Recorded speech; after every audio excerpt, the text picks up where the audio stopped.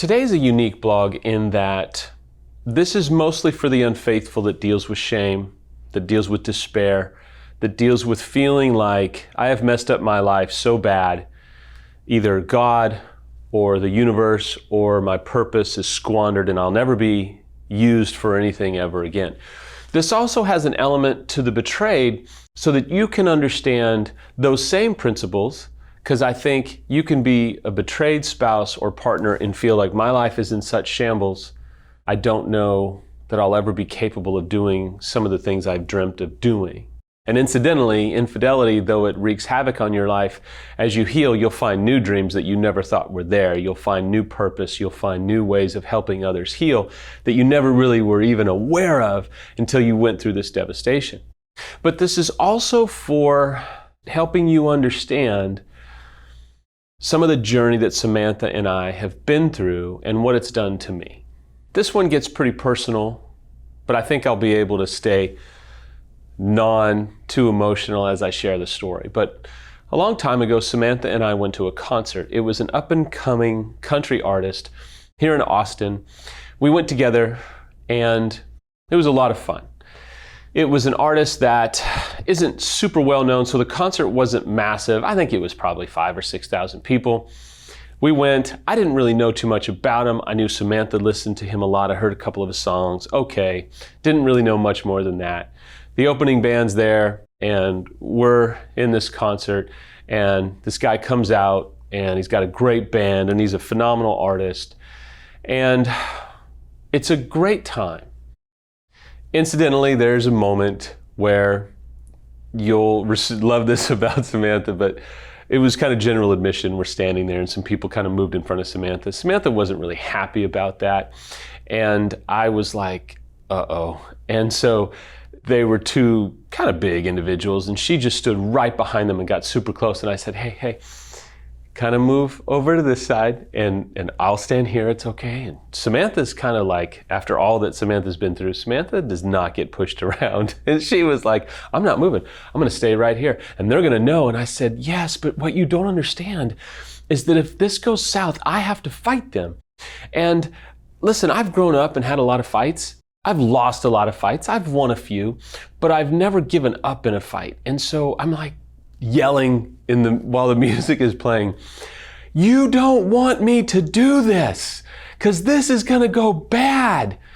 And everybody kind of looked around and the two guys became kind of weird. And I had already had a plan what was going to happen. I was kind of like, here's how we'll do it. And she just kind of was like, okay. And so she moved. We went back to enjoying the concert. The two guys kind of moved as well. Everything was fine. But in the middle of this concert, I'm looking at this guy, and he's in no more than maybe 28, extremely good looking, well built, just, women are falling at his feet, guys are just loving it. I mean, this is the epitome of the rock star of country music up and coming. And I had this unique moment where I'm watching this guy play, and people are just eating out of his hands, right? And he's throwing guitar picks and people are screaming. It's just a blast. And I just kind of sat there in this unique moment like, man, I hope he doesn't do what I've done.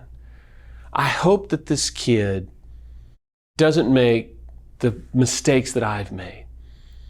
And I hope that this guy really doesn't fall prey to what so many other up-and-coming rock stars fall prey to, right? We all know those stories. But here's where it really hit home.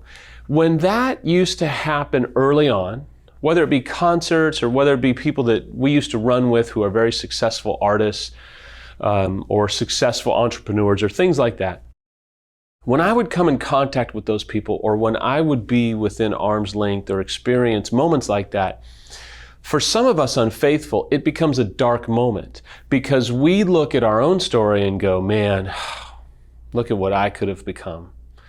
Look who I could have been. And for me, I was in the public eye and on stage and all that, so it really hits hard here.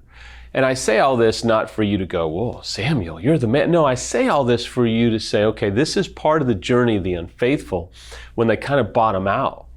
And so I would have these moments of incredible shame and self-hatred where I just was like, man, I was somewhat like him and I ruined everything. What a piece of crap I am. What a loser I am.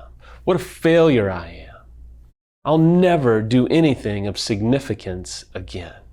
I think for many unfaithful, and I think probably 40% maybe wouldn't even tell you this, but the rest 60% who have bottomed out and are really struggling with this particular dynamic would tell you that it's absolutely true that you have moments like that and you go, man, maybe I would have been far more successful if I wasn't such an idiot and if I wasn't such a failure.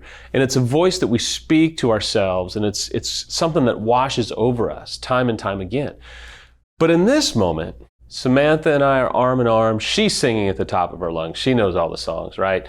Couple of drinks in her, couple of drinks in me. We're having a phenomenal time. And I just sat there, and for one of the few times, my soul did not cave in. The voice of self-hatred was not able to go, man, look how awesome he is and what a loser you are for ruining your... No, I just sat there going, man, this kid's good. I hope and pray that he makes it to the other side. I hope and pray that what has befallen me does not take him down too. But there was like this Teflon that was there to prevent me from going internal. Even Samantha kind of noticed that I just was having fun. I didn't become cranium man where I was so in my head and going internal. It was just a free-flowing moment where I wasn't going to be imprisoned by shame. If you're an unfaithful, it's absolutely vital that you understand this dynamic and how any moment like that can be used against you to cause you to fold. And my hope today is that you would not fold and understand that, number one, if life can use this guy to do some of the things that I have been so humbly allowed to do in reaching this audience, life can use you again. I'm going to tell you life will use you again. The determining factor is whether you let you be used again, whether you give yourself permission to live again.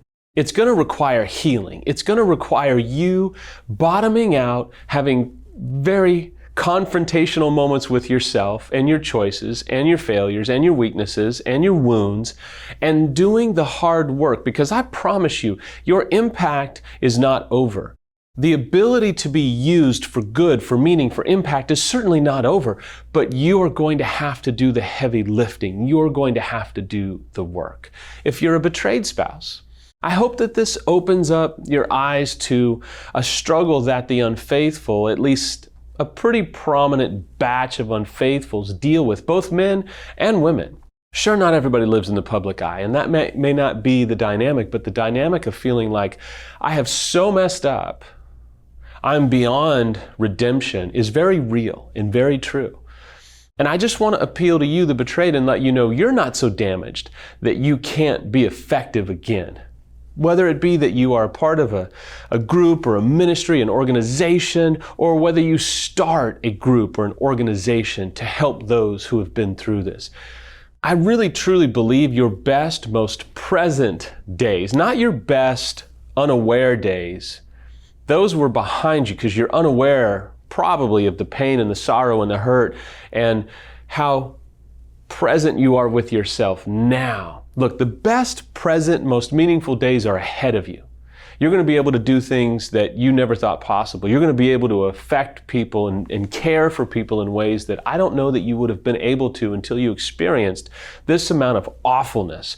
But this awfulness for both you, the unfaithful, and you, the betrayed, can be used for immense good. I cannot underscore that enough, that you have purpose and value and meaning, but you have to heal. And in the right time, at the right place, in right moments, you'll be at a concert, and ordinarily when you would fold internally and hate yourself, you'll stand strong and go, look, I'm not awesome, but I'm okay.